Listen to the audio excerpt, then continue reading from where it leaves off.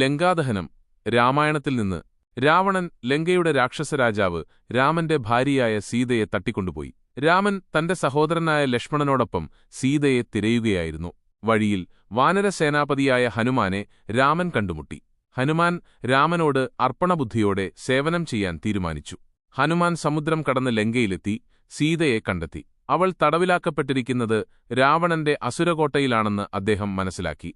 ഹനുമാൻ രാമന്റെ മോതിരം സീതയ്ക്ക് നൽകി. രാമൻ തന്നെയാണ് തന്റെ ഭർത്താവെന്ന് അവൾക്ക് ഉറപ്പു നൽകി. കോപാകുലനായ ഹനുമാൻ രാവണന്റെ ഉദ്യാനം നശിപ്പിക്കാൻ തുടങ്ങി. രാക്ഷസർ അദ്ദേഹത്തെ പിടികൂടി തീയിലിട്ടു. എന്നാൽ ഹനുമാൻ അഗ്നിരോധിയായിരുന്നു. അദ്ദേഹം തന്റെ വാലിൽ തീ പിടിപ്പിച്ച് ലങ്കയിലുടനീളം പരന്നു. അങ്ങനെ ലങ്കയെ തീയിട്ടു. ഈ സംഭവം ലങ്കാദഹനം എന്നറിയപ്പെടുന്നു.